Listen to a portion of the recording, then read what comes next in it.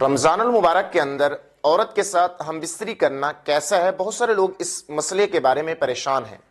ہم آپ کو اس ویڈیو کے ذریعے آپ کی اس پریشانی کا حل بیان کریں گے۔ آپ نے ہماری اس ویڈیو کو آخر تک لازمی دیکھنا ہے۔ پہلی بات یہ ہے کہ رمضان المبارک کے اندر ہم بستری کرنا ناجائز بھی ہے اور جائز بھی ہے۔ یہ کیسے ہو سکتا ہے کہ رمضان المبارک کے اندر جائز بھی ہو ناجائز بھی ہو؟ جی ہاں، پہلے ہم ڈسکس کر لیتے ہیں کہ جناب علی کہ آیا کہ رمضان المبارک کے اندر عورت کے ساتھ ہم بستری کرنا جائز کیوں نہیں ہے؟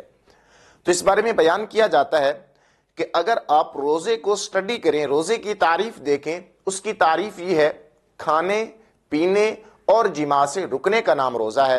تو اب یہ جو جماع ہے یہ کہا جاتا ہے، اپنی عورت کے ساتھ ہم بستری کرنے کو جماع کہا جاتا ہے، اور روزہ بھی اسی کا نام ہے۔ اگر آپ ان اوقات کے اندر جو روزے کا وقت ہے صبح صادق سے لے کر غروب آفتاب تک، یہ جو وقت ہے اس کے اندر اپنی عورت کے ساتھ ہم بستری کرنا ناجائز اور حرام ہے، کیونکہ آپ کا روزہ مکمل نہیں ہوگا۔ دوسری بات کہ جناب علی کہ ماہ رمضان المبارک کے اندر ہم بستری کرنا جائز ہے، وہ کس طریقے سے، اس بارے میں ہم آپ کو بیان کر رہے ہیں کہ ماہ رمضان المبارک کی جو رات ہیں، جو ماہ رمضان المبارک کی پر نور راتیں ہیں، اس کے اندر عورت کے ساتھ ملنا بیٹھنا اور اس کے ساتھ ہم بستری کرنا جائز ہے، اس میں کوئی حرج والی بات نہیں ہے۔ صبح اس وجہ سے ناجائز تھا، اس وقت روزہ تھا۔ شام کو اس وجہ سے جائز ہے ہم بستری کرنا کیونکہ اس وقت روزہ نہیں ہے۔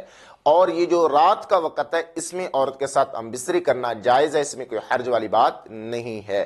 اللہ رب العزت ہم سب کو عمل کی توفیق عطا فرمائے، دین سیکھنے کی توفیق عطا فرمائے۔ السلام علیکم ورحمۃ اللہ وبرکاتہ۔